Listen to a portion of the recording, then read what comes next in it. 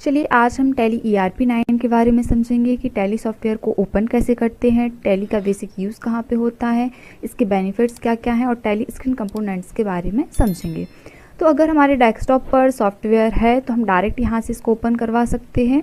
अगर हमारे डेस्कटॉप पर सॉफ्टवेयर नहीं है तो हम स्टार्ट ऑप्शन पर जाकर टैली को सर्च करके एंटर प्रेस करके ओपन कर सकते हैं, क्योंकि टैली में ज़्यादातर कीबोर्ड का ही यूज़ होता है, माउस का यूज़ नहीं होता है।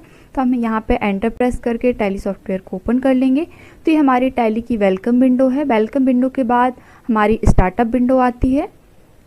तो ये देखिए स्टार्टअप विंडो में सबसे फर्स्ट ऑप्शन है लाइसेंस ऑपरेटर्स। तो लाइसेंस ऑपरेटर्स में लिखा हुआ है एक्टिवेट योर लाइसेंस। अगर हम लाइसेंस पर ऑनलाइन वर्क कर रहे हैं तब हम इसके लिए एक्टिवेट करते हैं, वरना हम वर्क इन एजुकेशन मोड पर ही वर्क करते हैं, क्योंकि हम सिर्फ अभी टैली सीख रहे हैं। तो इसलिए हम वर्क इन एजुकेशन मोड पर एंटर प्रेस करके इसको ओपन कर लेंगे और क्विट पे जाके हम टैली को क्लोज कर सकते हैं। तो जैसे ही हम एंटर प्रेस करेंगे तो ये हमारी टैली सॉफ्टवेयर ओपन हो जाएगा। ये हमारी टैली स्क्रीन है, इसमें आपको टैली स्क्रीन के सारे कंपोनेंट्स दिख रहे होंगे।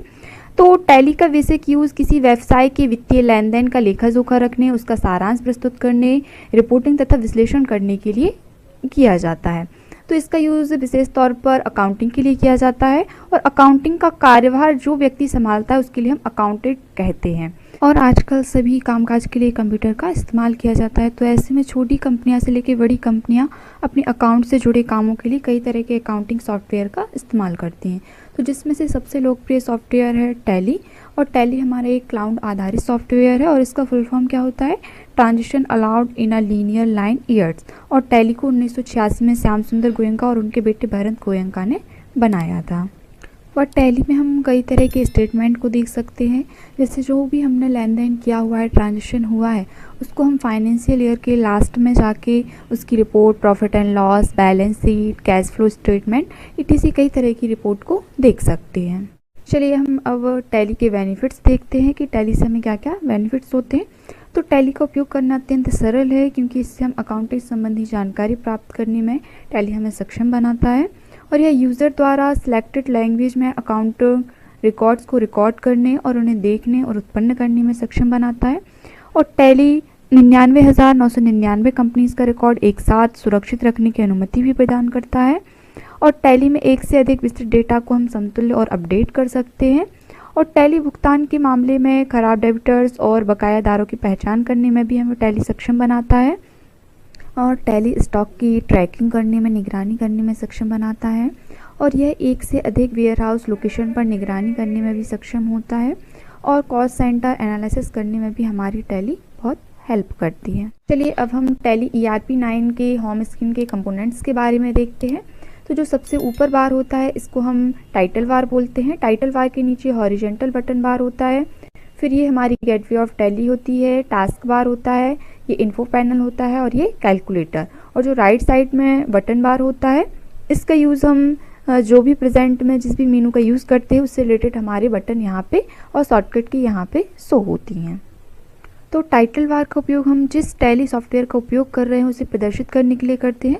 जैसे कि हम टैली ERP9 का यूज़ कर रहे हैं तो हमें टाइटल बार में टैली ERP9 दिख रहा है। अगर हम टैली 9, टैली 7.2 का यूज़ कर रहे हैं तो वो वर्जन हमारे लिए टाइटल बार में दिखाई देता है। और यहीं पे हमारे लिए टैली का लोगो दिखाई देता है, मिनिमाइज, मैक्सिमाइज और क्लोज बटन होते हैं। फिर आता है हमारा हॉरिजॉन्टल बटन बार।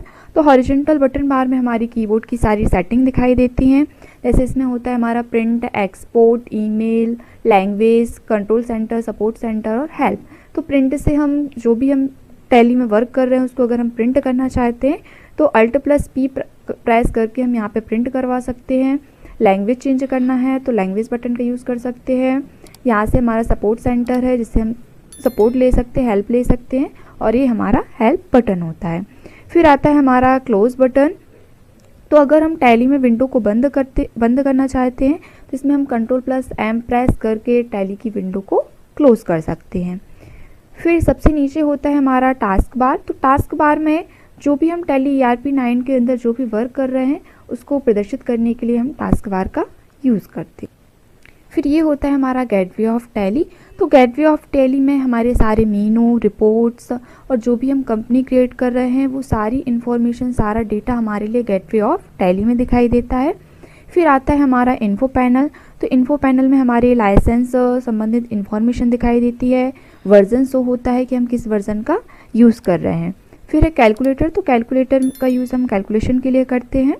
फिर है बटन टूल बार, तो बटन टूल बार का यूज़ हम उन बटनों को प्रदर्शित करने के लिए करते हैं जो मीनू से संबंधित होते हैं। जैसे अभी हम कंपनी इन्फो का यूज़ करेंगे, कंपनी क्रिएट करेंगे, तो उससे रिलेटेड हमारे alter, create company, set company, ये सारे बटन हमारे बटन टूल बार में शो होने लगेंगे।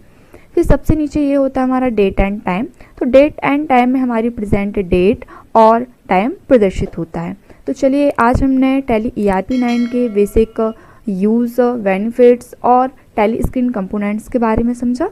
मिलते हैं अगली क्लास। चलिए टैली ERP9 की पिछली क्लास में हमने टैली का basic use, tally screen components के बारे में समझा था। तो आज हम कंपनी इन्फो के अंदर क्रिएट कंपनी, सेलेक्ट कंपनी और सेट कंपनी के बारे में समझेंगे। तो क्रिएट कंपनी का यूज़ जब हम कोई बिज़नेस स्टार्ट करते हैं, तो बिज़नेस स्टार्ट करने से पहले हमें कंपनी क्रिएट करना पड़ता है, उसके बाद हमारा बिज़नेस स्टार्ट होता है। तो क्रिएट कंपनी को ओपन करने के लिए या तो हम इस पर एंटर प्रेस करके इसको ओपन कर सकते हैं, या फिर इसकी शॉर्टकट की क्या है C, जो आपको हाईलाइट दिख रही होगी। तो जैसे ही हम यहाँ पे C प्रेस करेंगे तो हमारी कंपनी क्रिएशन विंडो ओपन हो जाएगी। तो इसमें हमारा सबसे पहला ऑप्शन है डायरेक्टरी। तो डायरेक्टरी मतलब होता है कि हमारा जो कंपनी के अंदर जो भी हम डेटा फिल करेंगे या इन्फॉर्मेशन डालेंगे, वो हमारा डेटा कहाँ पे जाके सेव हो रहा है। तो इसमें हमारा डेटा C ड्राइव में जाके सेव हो रहा है। अगर हम इसको चेंज करना चाहते हैं तो बैक स्पेस का यूज़ करके हम इसके लिए हमारे पाथ के लिए लोकेशन को चेंज कर सकते हैं। जैसे हम ड्राइव D में या ड्राइव E में इसको सेव करना चाहते हैं तो हम यहाँ से चेंज कर सकते हैं। फिर नेम में जाके हम जिस नाम से कंपनी स्टार्ट करना चाहते हैं वो हम यहाँ पे नाम देंगे। जैसे कि हम ले लेते हैं export card company. Mailing name में अगर हम कंपनी का उपनाम देना चाहते हैं तो दे सकते हैं, वरना हम जो हमारा कंपनी का नेम है वो भी रख सकते हैं। फिर यहाँ पे हमारी कंपनी का एड्रेस आता है। कंट्री में हमारा इंडिया ही रहेगा। स्टेट से हम स्टेट सेलेक्ट कर लेंगे, लिस्ट ऑफ स्टेट से। फिर कॉन्टैक्ट डिटेल्स में जाके हम कंपनी की कॉन्टैक्ट डिटेल्स फिल कर सकते हैं, फ़ोन नंबर, यहाँ पे आप अपनी कंपनी का मोबाइल नंबर फिल कर सकते हैं।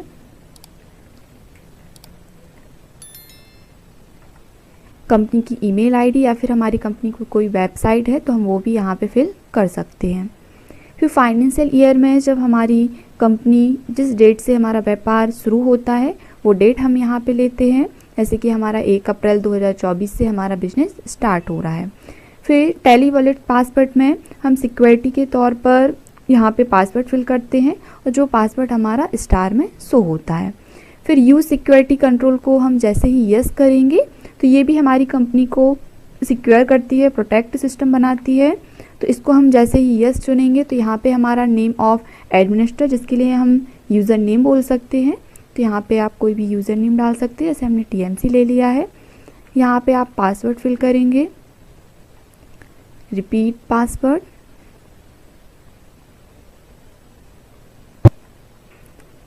टैली ऑडिट फीचर्स को हमें नो ही रहने देना है। और इसके बाद बेसिक करेंसी इन्फॉर्मेशन में हमारी करेंसी की सारी इन्फॉर्मेशन रहती है कि हमारी जो करेंसी वो रुपीज़ में है, उसका फॉर्मल नेम वगैरह। तो इसको हम एक्सेप्ट करवा देंगे। तो जैसे ही हम एक्सेप्ट करेंगे तो हमारी कंपनी सेव हो जाएगी। तो सेव होने से पहले जो भी हमने वहाँ पे यूज़र नेम और पासवर्ड डाला हुआ था वो हमारे लिए यहाँ पे फिल करना पड़ेगा, तब जाके हमारी कंपनी सेव होगी। तो ये कंपनी हमारी सेव हो चुकी है। इसके बाद जैसे ही हमने कंपनी क्रिएट की है तो हम गेटवे ऑफ टैली में पहुंच गए हैं और वापस से हमारे लिए कंपनी इन्फो पर जाना है। तो उसकी शॉर्टकट की होता है Alt+F3। फिर यहाँ से अगर हमने कल जैसे कोई दूसरी कंपनी बनाई हुई थी और हमें उसी के अंदर वर्क करना है, उसी कंपनी में हमारा सारा डेटा फिल करना है, तो उसके लिए हम सेलेक्ट कंपनी पर जाते हैं और सेलेक्ट कंपनी में जाके जो हमारी पिछली कंपनी बनी हुई है उसके लिए हम सेलेक्ट कर सकते हैं। तो देखिए जैसे हमारी सेलेक्ट कंपनी में ABC कंपनी है, ये हमने कल बनाई हुई थी। तो अगर हम इसके अंदर वर्क करना चाहते हैं तो हम इसको एंटर प्रेस करेंगे जैसे ही, तो देखिए हमारी ABC कंपनी सेलेक्ट हो चुकी है। फिर आता है हमारा सर्ट कंपनी। तो सर्ट कंपनी का यूज़ हमारी कंपनी को क्लोज करना होता है।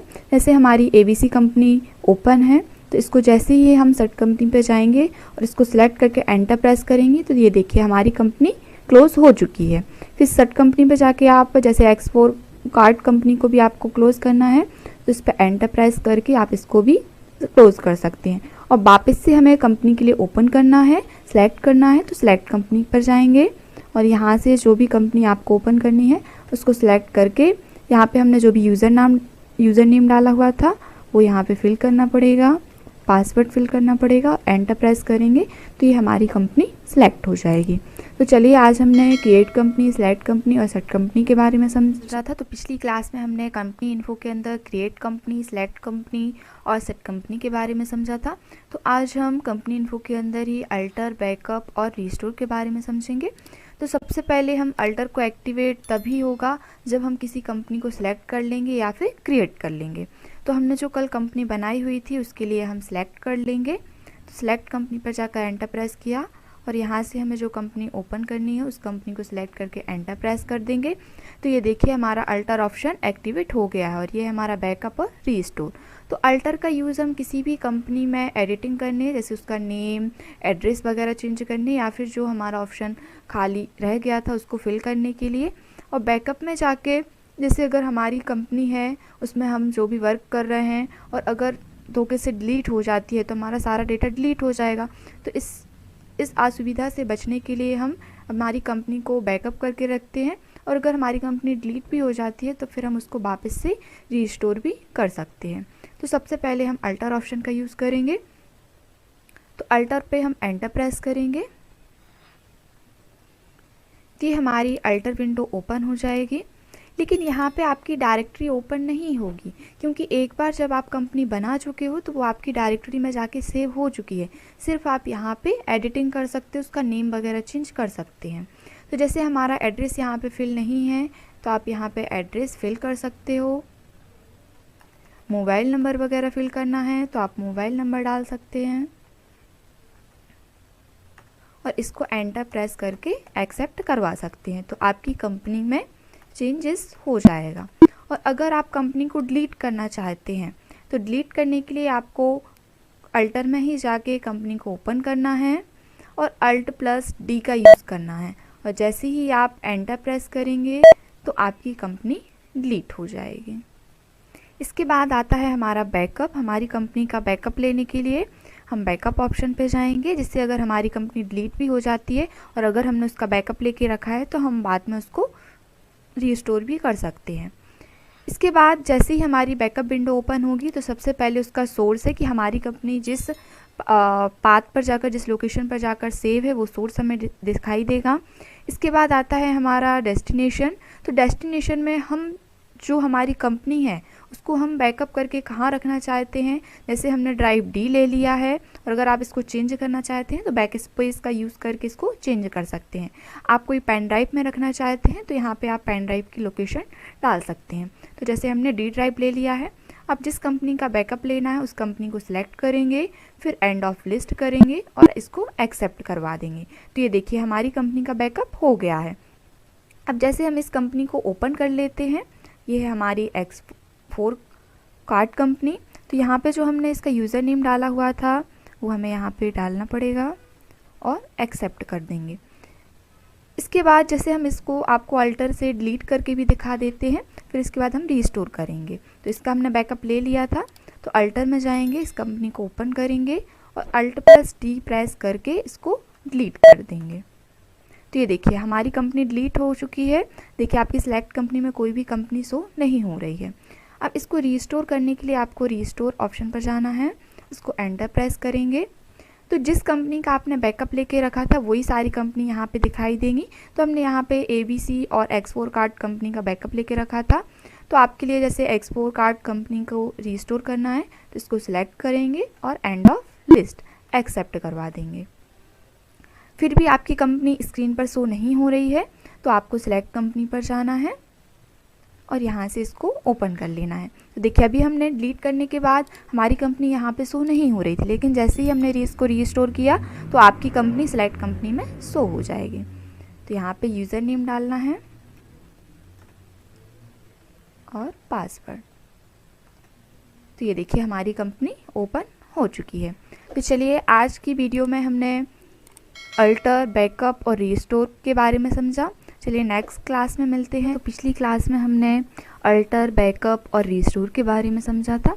तो आज हम ग्रुप के बारे में समझेंगे कि ग्रुप क्या होता है, ग्रुप का यूज़ हम कहाँ पर करते हैं और ग्रुप को क्रिएट कैसे करेंगे, उसको डिलीट या फिर एडिट कैसे करेंगे और उसको डिस्प्ले कैसे करते हैं। तो सबसे पहले हम ग्रुप को क्रिएट करने से पहले आप कोई भी इसमें वर्क कर रहे हैं तो सबसे पहले आपको कंपनी को क्रिएट करना पड़ता है। तो आप क्रिएट कंपनी ऑप्शन पर जाकर कंपनी को क्रिएट कर सकते हैं, या फिर जो आपकी पिछली कंपनी बनी हुई है आप उसी में अपना डेटा सेव करके रखना चाहते हैं तो उसके लिए आपको सिलेक्ट कंपनी पर जाना है। और जैसे ही हमारी सिलेक्ट कंपनी विंडो ओपन हो जाएगी तो यहाँ से आप अपनी कंपनी को सिलेक्ट करके ओपन कर सकते हैं। तो देखिए जैसे हमने XYZ है ये कंपनी सिलेक्ट कर ली है, ये कंपनी हमारी देखिए लिस्ट ऑफ सिलेक्ट कंपनी में ओपन हो चुकी है। इसके बाद हम ग्रुप पर जाने के लिए स्किप करेंगे। तो ये देखिए हम गेटवे ऑफ टैली पर पहुँच गए। इसके बाद मास्टर के अंदर हम अकाउंट इन्फो को ओपन करेंगे तो हमें ग्रुप दिख जाएगा। तो ये देखिए जो भी आप प्रोसेस करेंगे, जिस भी ऑप्शन पर जाएंगे वो सारे ऑप्शन आपको टास्क बार में दिखाई देंगे। जैसे कि ये लिखा है टैली मैन, फिर आप गेटवे ऑफ टैली पर गए हैं। अब जैसे ही हम अकाउंट इन्फो को ओपन करेंगे तो इसके लिए आप ए प्रेस करके भी इसको ओपन कर सकते हैं क्योंकि इसमें ए आपका हाईलाइट हो रहा है, या फिर आप एंटर प्रेस करके भी इसको ओपन कर सकते हैं। तो देखिए टास्क बार में उसकी प्रोसेस वो बताता जा रहा है कि हम पहले टैली मैन पर गए, फिर गेटवे ऑफ टैली पर गए, फिर अकाउंट इन्फो पर जाएंगे। इसके बाद हम ग्रुप को जैसे ही ओपन करेंगे तो हमारी ग्रुप क्रिएशन विंडो ओपन हो जाएगी। तो चलिए पहले जानते हैं कि ग्रुप हमारा क्या होता है। तो ग्रुप एक ही नेचर के लेजर के कलेक्शन को ग्रुप कहा जाता है और ग्रुप का यूज़ करके ही हम टैली में जो भी ट्रांजेक्शन करते हैं तो ट्रांजेक्शन करने के लिए जो लेज़र क्रिएट करते हैं वो ग्रुप के द्वारा ही कर पाते हैं। अगर हमारे ग्रुप नहीं होंगे तो हम ट्रांजेक्शन और लेज़र क्रिएट नहीं कर पाएंगे। तो टैली में पहले से ही कई ग्रुप बने होते हैं, लेकिन इसमें हम स्वयं का ग्रुप भी बना सकते हैं। जैसे कि जो हमारा सेल्स अकाउंट है, अगर हम सेल्स अकाउंट ग्रुप बनाते हैं तो इसका जो ग्रुप रहेगा ये किसके अंडर में जाएगा, सेल्स अकाउंट के अंडर में ही जाएगा। तो हमारे टैली में टोटल 28 पूर्व निर्धारित ग्रुप होते हैं, जिसमें से 15 प्राइमरी ग्रुप होते हैं और 13 सब ग्रुप होते हैं। चलिए ग्रुप ऑप्शन पर एंटर प्रेस करेंगे तो हमारे सिंगल ग्रुप और मल्टीपल ग्रुप ओपन हो गया है। तो अभी हम सिंगल ग्रुप को क्रिएट करेंगे। तो सिंगल ग्रुप के अंदर भी हमारे लिए 3 ऑप्शन दिख रहे हैं, क्रिएट, डिस्प्ले और अल्टर। तो क्रिएट में जाकर हम हमारे ग्रुप को क्रिएट कर सकते हैं, डिस्प्ले में जाकर जो हम बनाएंगे ग्रुप उसको देख सकते हैं, और अल्टर में जाकर हम हमारे ग्रुप को एडिट कर सकते हैं, उसका नेम वगैरह चेंज कर सकते हैं, या फिर ग्रुप के लिए डिलीट भी कर सकते हैं। तो चलिए ग्रुप को क्रिएट करने के लिए या तो हम C प्रेस करेंगे या फिर एंटर प्रेस करेंगे तो ये हमारा ग्रुप क्रिएशन विंडो ओपन हो जाएगी। तो नेम में जाकर जो भी हम ग्रुप का नेम देना चाहते हैं वो हम यहाँ पे नेम देंगे। जैसे हमने ले लिया ABC। इसके बाद इसमें हम रेफरेंस के लिए अगर दूसरा नाम देना चाहते हैं, उसका उपनाम देना चाहते हैं तो दे सकते हैं या फिर ब्लैंक छोड़ सकते हैं। फिर आता है हमारा अंडर। तो अंडर में हम वो ग्रुप सिलेक्ट करते हैं कि जो हम ग्रुप बना रहे हैं जो उससे रिलेटेड रहेगा। जैसे हम ABC ग्रुप बना रहे हैं, इसके लिए हम डेबिटर अकाउंट्स के अंदर रखना चाहते हैं कि ये हमारा जो भी ग्रुप रहेगा ये डेबिटर से रिलेटेड रहेगा। तो यहाँ पे लिस्ट ऑफ ग्रुप में हमारे 28 पहले से ग्रुप क्रिएट रहते हैं टैली में। तो सबसे पहला है जैसे हमारा बैंक अकाउंट्स। तो बैंक अकाउंट्स ग्रुप का यूज़ जैसे हम अभी आगे जाके लेज़र बनाएंगे, SBI, bank of India, HDFC, कई तरह के आप बैंक के लेज़र बनाएंगे तो उसके लिए हम बैंक अकाउंट्स का ही यूज़ करेंगे। या फिर अगर आप ग्रुप भी क्रिएट कर रहे हो, जैसे हमने सागर ग्रुप क्रिएट किया तो अब सागर के अंदर जितने भी बैंक बन रहेंगे, जैसे जो भी हमारे SBI, बैंक ऑफ इंडिया, जितने भी हम बैंक का लेज़र बनाएंगे तो उसके लिए हम ग्रुप में जाके सागर को भी सिलेक्ट कर सकते हैं, क्योंकि उसका जो हम ग्रुप रखेंगे जो अंडर में जाके उसका हम क्या रखेंगे, बैंक अकाउंट्स रखेंगे, तो उसमें हम सागर को लेज़र के रूप में भी यूज़ कर सकते हैं। इसके बाद आता है हमारा बैंक OD। तो बैंक OD मतलब होता है बैंक ओवरड्राफ्ट, और ये होता है हमारा बैंक OCC मतलब बैंक ओवरड्राफ्ट कैश क्रेडिट। तो जब हम बैंक से कोई लोन वगैरह लेते हैं तो उसके लिए हम इन ग्रुप्स का यूज़ करते हैं। फिर कैपिटल अकाउंट। तो कैपिटल अकाउंट होता है हमारी पूंजी, जैसे हम बिजनेस स्टार्ट कर रहे हैं तब हम कैपिटल अकाउंट को सिलेक्ट करते हैं। फिर है कैश इन हैंड। तो कैश और प्रॉफिट एंड लॉस का लेज़र हमारा पहले से क्रिएट रहता है, तो कैश के लिए हम कैश इन हैंड को सिलेक्ट करते हैं। फिर जो भी हम एक्सपेंस करते हैं उनके लिए, जैसे अगर हम जो भी मंथली एक्सपेंस कर रहे हैं, सैलरी, रेंट हो गया, एडवर्टाइजमेंट वगैरह, तो ये सारे हमारे इनडायरेक्ट एक्सपेंस में जाएंगे।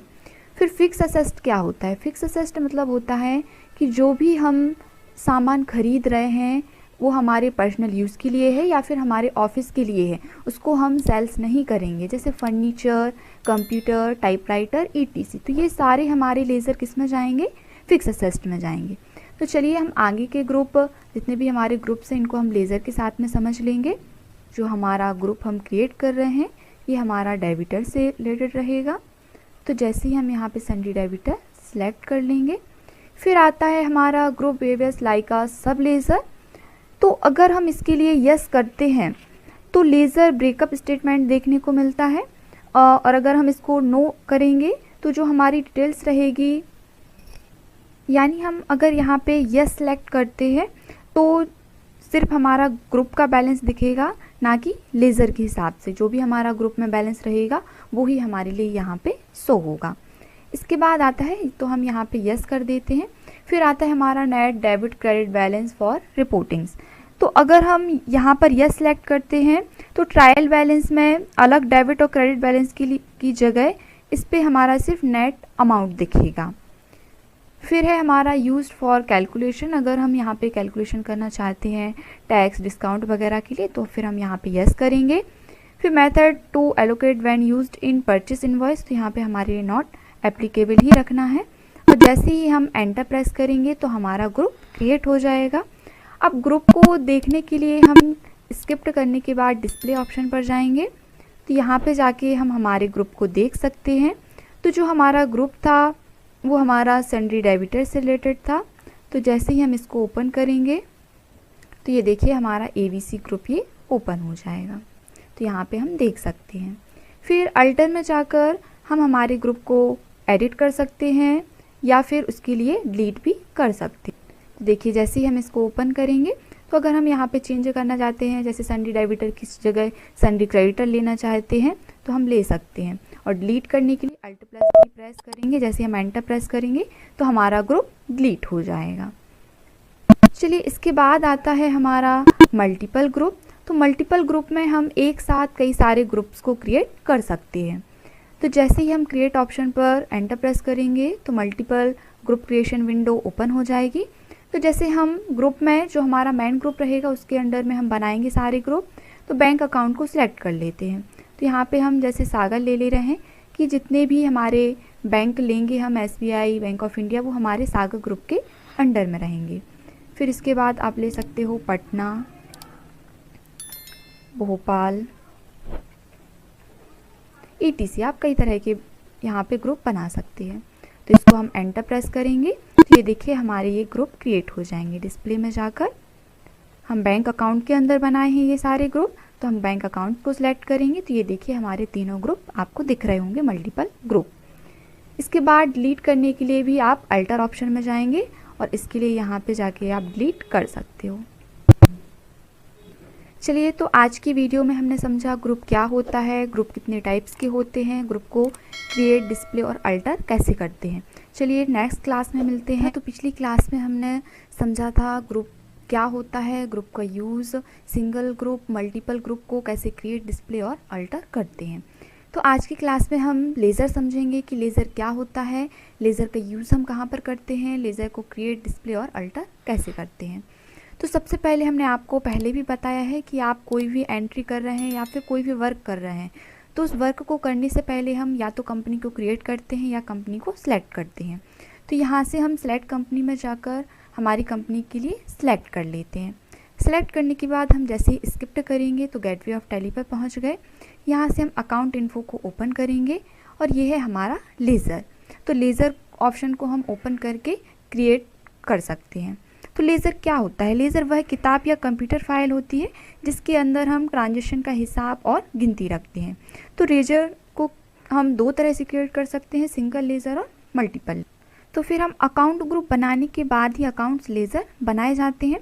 तो अकाउंट लेज़र हमारे द्वारा पूर्व में बनाए गए अकाउंट्स ग्रुप से जुड़े हुए होते हैं और टैली में हमारे 2 लेज़र पहले से बने होते हैं कैश और प्रॉफिट एंड लॉस का, और इनके अतिरिक्त भी हम इसमें न्यू लेज़र्स बना सकते हैं और बनाते हैं। तो जर्नल एंट्री करने से पहले हमें लेज़र बनाने होते हैं, और लेज़र हमारे एक तरह के अकाउंट होते हैं जिनकी मदद से हम वाउचर एंट्री कर पाते हैं। मतलब जो भी हम ट्रांजैक्शन की एंट्री करेंगे आगे जाके अकाउंटिंग वाउचर में, उसके लिए हमारा लेज़र सबसे इम्पॉर्टेंट ऑप्शन है। लेज़र का यूज़ करके ही हम सारे हिसाब को रख सकते हैं। तो जैसे ही हम लेज़र पर एंटर प्रेस करेंगे या फिर एल प्रेस करेंगे तो ये हमारा सिंगल लेज़र और मल्टीपल लेज़र ओपन हो जाएगा। तो इसमें हमारे 3 ऑप्शन दिख रहे हैं, क्रिएट, डिस्प्ले और अल्टर। तो क्रिएट में जाके हम हमारे लेज़र को क्रिएट कर सकते हैं।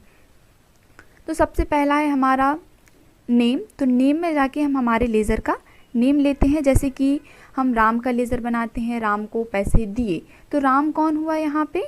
लेनदार हुआ। तो वो किस में जाएगा? सन्ड्री क्रेडिटर में जाएगा। या फिर आप किसी बैंक में पैसे जमा कर रहे हैं या निकाल रहे हैं या ट्रांसफ़र कर रहे हैं, तो फिर हम यहाँ पे बैंक का लेज़र भी बना सकते हैं। तो चलिए हम यहाँ पे जैसे SBI बैंक का लेज़र बना रहे हैं। ग्रुप क्या, यहाँ पे अगर हम उपनाम देना चाहते हैं तो इसका दे सकते हैं। फिर अंडर में जाके हम ग्रुप को सिलेक्ट करेंगे, तो इसका ग्रुप क्या रहेगा? बैंक अकाउंट रहेगा। हमने आपको ग्रुप के साथ में भी बताया था कि बैंक अकाउंट्स ग्रुप का यूज़ हम तभी करेंगे जब हम बैंक से रिलेटेड लेज़र बनाएंगे। और बैंक OCC और बैंक OD का अगर हम बैंक से लोन ले रहे हैं तब उसके लिए जो लेज़र बनाएंगे तब इनका यूज़ करेंगे। फिर कैपिटल अकाउंट, अगर हम कोई बिजनेस स्टार्ट कर रहे हैं तब कैपिटल अकाउंट लेते हैं। करंट असेट्स मतलब होता है हमारा वर्तमान संपत्ति। तो इसमें जैसे हमारे जितने भी प्रीपेड एक्सपेंस और बिल रिसीवेबल्स वाले लेज़र रहेंगे वो हमारे करंट असेट्स में जाएंगे। फिर है हमारा करंट लायबिलिटी। तो करंट लायबिलिटी मतलब होता है हमारा वर्तमान दायित्व या फिर चालू दायित्व, जिसमें हमारा जाता है बिल्स पेएबल, आउटस्टैंडिंग एक्सपेंस मतलब बकाया खर्च या फिर हमारा जो देय बिल है। फिर है हमारा डायरेक्ट एक्सपेंस। तो डायरेक्ट एक्सपेंस मतलब होता है जो एक्सपेंस हम डायरेक्ट कर रहे हैं, जैसे कि हमारा हो गया बेजेस या फिर केयरिंग्स या फैक्ट्री एक्सपेंस। तो ये सारे लेज़र हमारे डायरेक्ट एक्सपेंस में जाएंगे।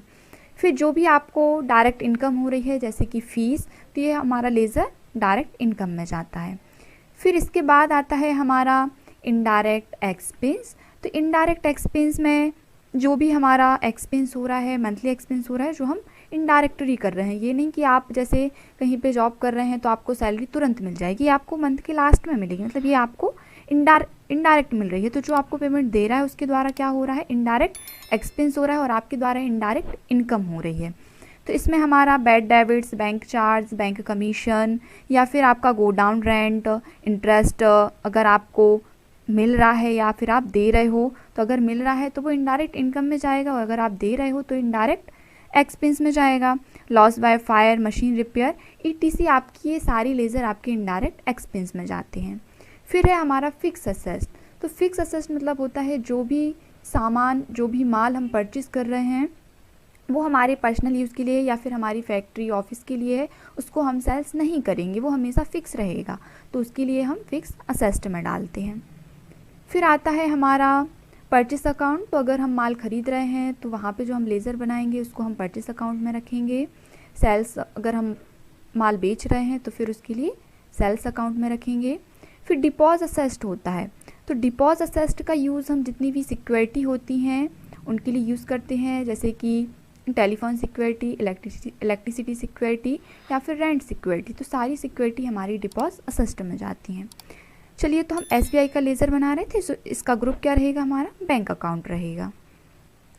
इसके बाद हम बैंक अकाउंट डिटेल्स फिल करेंगे। बैंक जो भी हमारा पर्सन है जो हम अकाउंट ओपन कर रहे हैं उसका नेम फिल करते हैं, अकाउंट नंबर, IFSC कोड वगैरह, बैंक के नेम, बैंक की ब्रांच, अगर वहाँ पे चेक बुक वगैरह ले रहा है तो उसको हम यस करेंगे।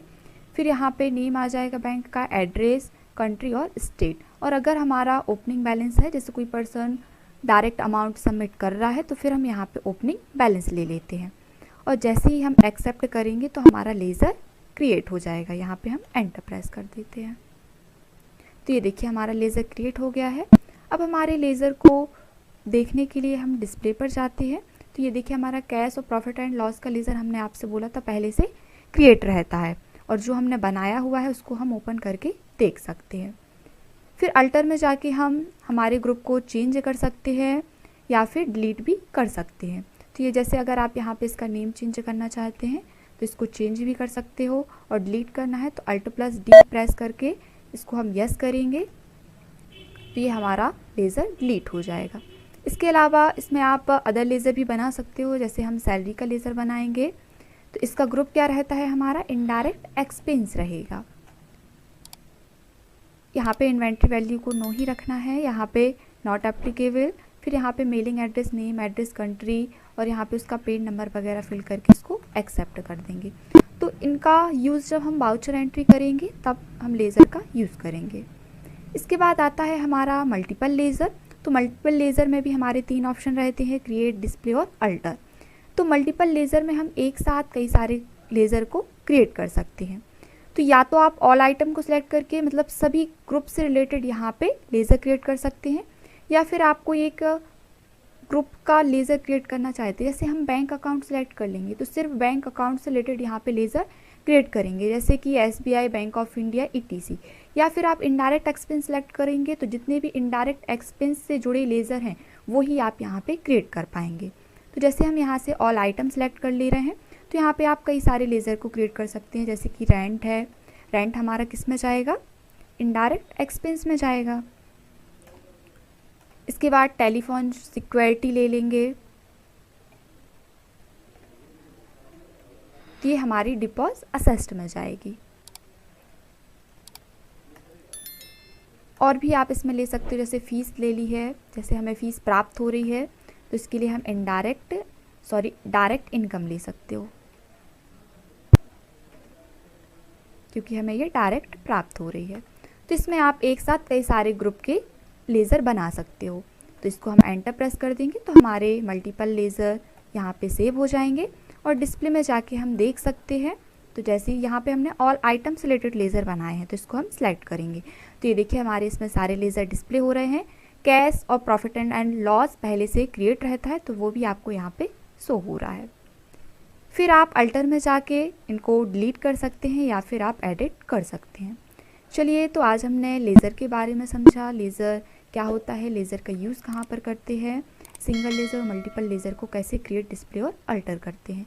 चलिए नेक्स्ट क्लास में मिलते हैं। तो पिछली क्लास में हमने लेज़र क्रिएट करना और ग्रुप क्रिएट करना सीखा था। तो आज हम अकाउंटिंग वाउचर के बारे में समझेंगे कि अकाउंटिंग वाउचर का यूज़ हम क्यों करते हैं, अकाउंटिंग वाउचर क्या है और इसके टाइप्स के बारे में आज हम समझेंगे। तो अकाउंटिंग वाउचर ऑप्शन हमारे लिए गेटवे ऑफ टैली के अंदर ट्रांजेक्शन, और ये है हमारा अकाउंटिंग वाउचर। इसको हम एंटर प्रेस करके इसको ओपन कर लेते हैं। तो ये है हमारी अकाउंटिंग वाउचर क्रिएशन विंडो। तो हमारे सारे वाउचर के जो टाइप्स होते हैं वो आपकी सारी शॉर्टकट की और उनके नेम आपको बटन बार पे दिखाई देते हैं। ये है हमारा contra voucher, payment voucher, receipt voucher, channel voucher, sales and purchase voucher. तो सारी शॉर्टकट की हमारे लिए बटन बार में ही दिखाई देती हैं। तो चलिए हम वाउचर की डेफिनेशन को देखते हैं। तो वाउचर एक दस्तावेज होता है जो किसी वित्तीय ट्रांजेक्शन का विवरण होता है, और मैनुअली एंट्री में हम इसे जर्नल एंट्री भी कहते हैं। और वाउचर में सभी बिजनेस ट्रांजेक्शन पूर्ण विवरण के साथ रिकॉर्ड किए जाते हैं। मतलब आपके बिजनेस में जो भी आपका डेली का ट्रांजेक्शन हो रहा है, जो भी आप माल बेच रहे हो या खरीद रहे हो या पेमेंट कर रहे हो, वो सारी एंट्री हमारी वाउचर में होती है। तो अकाउंटिंग वाउचर वे प्राथमिक डॉक्यूमेंट होते हैं जिनमें अकाउंटिंग ट्रांजेक्शन के संपूर्ण विवरणों को दर्ज किया जाता है। मतलब हमारे डेली के ट्रांजेक्शन को अकाउंटिंग वाउचर में हम रिकॉर्ड करते हैं।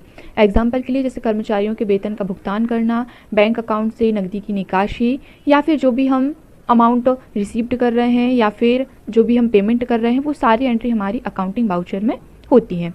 चलिए इसके बाद हम वाउचर के टाइप्स देखते हैं। चलिए, तो ये है हमारे टाइप्स ऑफ वाउचर। तो सबसे पहला है हमारा कॉन्ट्रा वाउचर। इसकी शॉर्टकट की क्या होती है, F4। Payment voucher F5। Receipt voucher, journal voucher, sales voucher, credit note voucher, purchase voucher, debit note voucher, reversing voucher और मेमो वाउचर। चलिए, तो हम इन वाउचर की डिटेल्स में समझते हैं। तो ये है हमारा कॉन्ट्रा वाउचर। इसकी शॉर्टकट की क्या है, F4। तो कॉन्ट्रा वाउचर का प्रयोग केवल बैंक अकाउंट और कैश ट्रांजेक्शन के लिए होता है। उदाहरण के लिए जैसे आपने बैंक में कैश जमा किया या बैंक से कैश निकाला या बैंक टू बैंक पैसा ट्रांसफ़र किया, तो इनकी एंट्री आप कॉन्ट्रा वाउचर में करेंगे। लेकिन अगर आप बैंक से कोई लोन ले रहे हैं तो उसकी एंट्री आपके इस वाउचर में नहीं होगी। तो मतलब आप जो भी पैसा जमा कर रहे हैं या निकाल रहे हैं बैंक से, वो सारी एंट्री आपको कैश से रिलेटेड एंट्री सारी कॉन्ट्रा बाउचर में करनी है। जैसे आप ये लिखा है open bank account in bank of India with ₹5000, मतलब आपने बैंक में क्या किया हुआ है, 5000 रुपये जमा किया हुआ है, फिर बैंक ऑफ इंडिया से आपने विड्रॉल किया है 2000। फिर सेकंड टाइप्स आता है हमारा पेमेंट बाउचर। तो इसकी शॉर्टकट की क्या होती है, F5। तो पेमेंट बाउचर का प्रयोग भुगतान से संबंधित एंट्री करने के लिए किया जाता है।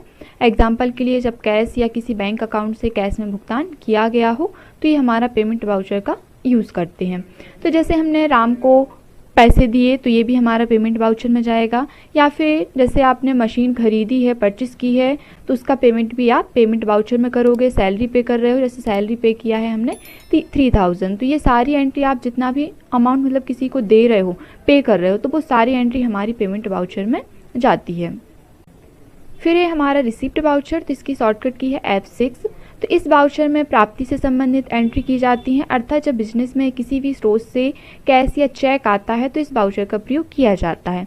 मतलब अगर हमारे लिए किसी बिजनेस में या किसी शॉप पर जो भी हम माल परचेस कर रहे हैं या सेल्स कर रहे हैं, और सेल्स करने के बाद जो हमें अमाउंट रिसीव्ड हो रहा है उसकी एंट्री हम रिसिप्ट बाउचर में करते हैं। या फिर आप किसी पर्सन को जैसे श्याम के लिए पैसे दिए तो श्याम को क्या हो रहा है, पैसा रिसिप्ट हो रहा है, तो उसकी एंट्री हम कहाँ करेंगे, रिसिप्ट बाउचर में करेंगे। जैसे कमीशन रिसिप्ट हुआ या इंटरेस्ट रिसिप्ट हुआ, तो ये सारी एंट्री हमारी रिसिप्ट बाउचर में होती हैं। फिर आता है हमारा जर्नल बाउचर। तो जर्नल बाउचर की शॉर्टकट की क्या होती है, F7।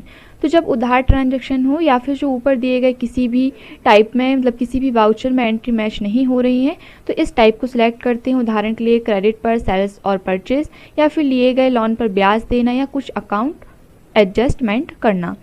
तो इसमें हमारी जैसे हमारे लिए कुछ नुकसान हो रहा है, लॉस बाय फायर या फिर चोरी से नुकसान हुआ, तो ये सारी एंट्री भी हमारी जर्नल बाउचर में होती हैं। जैसे depreciation to be charged on machinery ₹50,000। तो इसमें अगर आपने कोई मशीन परचेस की है, परचेस करने के बाद अगर आप उसको सेल्स कर रहे हैं तो उस पर जो डेप्रिसिएशन कटेगा तो उसकी एंट्री भी हम जर्नल बाउचर में करेंगे। विल रिसीवेबल, विल्स पेएबल, ये सारी एंट्री हमारी जर्नल बाउचर में होती हैं। फिर है सेल्स बाउचर। तो इसकी शॉर्टकट की क्या है, F8। तो सभी उधार बिक्री के लिए सेल्स बाउचर का प्रयोग करते हैं। मतलब जो भी अगर हम माल बेच रहे हैं, सेल्स कर रहे हैं, तो उसकी सारी एंट्री हमारी सेल्स बाउचर में होती है।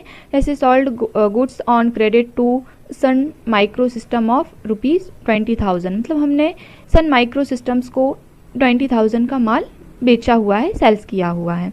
तो जितनी भी हमारी सेल्स वाली एंट्री होगी, जो भी आप माल बेचोगे उसकी सारी एंट्री आपको सेल्स बाउचर में करनी है। फिर है हमारा परचेस बाउचर। तो इसकी शॉर्टकट की क्या है, F9। तो सभी उधार क्रय के लिए परचेस बाउचर का प्रयोग करते हैं। अब जो भी आप माल खरीदोगे किसी भी पर्सन से या फिर किसी कंपनी से, अगर आप माल खरीद रहे हैं तो उसकी एंट्री आपको परचेस बाउचर में करनी है। जैसे purchase goods on credit to Sun Micro System, इससे आपने 10,000 का माल परचेस किया हुआ है। फिर है हमारा क्रेडिट नोट बाउचर। इसकी शॉर्टकट की है Ctrl+F8। तो जब हमें बेचा हुआ माल वापस मिलता है तो इसकी एंट्री क्रेडिट नोट में होती है, अर्थात सेल्स रिटर्न की एंट्री क्रेडिट नोट में होती है। यानी कि जो भी आप माल बेच रहे हो और बेचने के बाद कुछ माल आपका ख़राब निकलता है या फिर किसी पर्सन को वो माल नहीं चाहिए है तो वो आपके लिए वापस करेगा। तो जो भी माल बेचने के बाद ख़राब निकलता है और किसी पर्सन द्वारा वापस किया जाता है तो उसकी एंट्री हम क्रेडिट नोट बाउचर में करते हैं। जैसे goods return by Sagar traders of ₹250, यानी कि जो भी आप माल बेचा हुआ था सागर ट्रेडर्स को, वो आपके लिए उसने रिटर्न किया हुआ है 250 रुपये का, तो उसकी एंट्री आपको क्रेडिट नोट बाउचर में करनी है। फिर आता है हमारा डेबिट नोट बाउचर। इसकी शॉर्टकट की क्या है, Ctrl+F9। तो जब खरीदा हुआ माल वापस करते हैं तो इसकी एंट्री डेबिट नोट में होती है, अर्थात परचेस रिटर्न की एंट्री डेबिट नोट में होती है। यानी कि आपने जो भी माल खरीदा हुआ था, खरीदने के बाद कुछ माल आपको पसंद नहीं आया या फिर ख़राब निकला है, तो जब आप उसको वापस करते हो तो उसकी एंट्री हम डेबिट नोट बाउचर में करते हैं। जैसे goods return to Bhopal traders of ₹250, यानी कि आपने भोपाल ट्रेडर्स से माल खरीदा हुआ था और कुछ माल वापस किया है, ख़राब निकला था, तो उसकी एंट्री आप डेबिट नोट बाउचर में करोगे। फिर आता है हमारा रिवर्सिंग जर्नल बाउचर। इसकी शॉर्टकट की क्या होती है, F10। तो इस एंट्री का प्रभाव सीधे अकाउंट पर नहीं होता है। कई बार कुछ ट्रांजैक्शन के असर को प्रयोगात्मक रूप में देखने के लिए इस बाउचर का प्रयोग होता है। और इस वाउचर में की जाने वाली एंट्री का असर विशेष पीरियड के लिए ही होता है और हम उस पीरियड पर ही इसका प्रभाव देख सकते हैं और इस पीरियड के बाद इस वाउचर टाइप की सभी एंट्री रिवर्स में हो जाती हैं।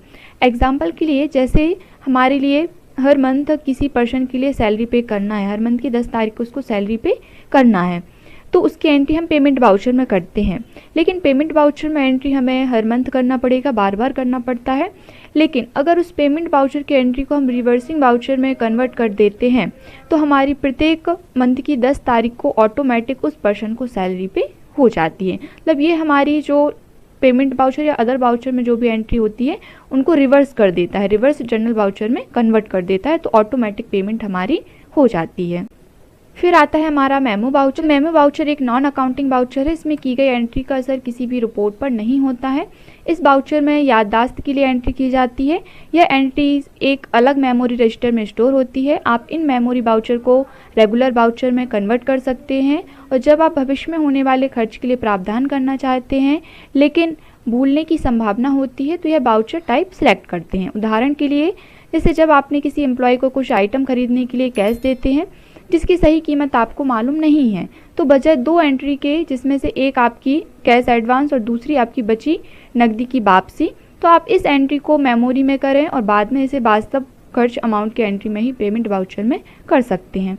और भी जैसे आपकी किसी शॉप पर कोई पर्सन कोई भी गुड्स खरीदने आया, माल खरीदने आया, तो उसने 10 दिन पहले वो बुक कर दिया कि हम इतना माल 10 दिन बाद आके परचेस कर लेंगे, तो उसके लिए आपको याद रखने के लिए भी आप उसकी एंट्री मेमो वाउचर में कर सकते हैं। चलिए, तो आज हमने मेमो वाउचर का यूज़ सीखा और अकाउंटिंग वाउचर यूज़ हम क्यों करते हैं, इसके टाइप्स क्या क्या हैं, तो आज की वीडियो में हमने समझा। चलिए नेक्स्ट वीडियो में मिलते हैं।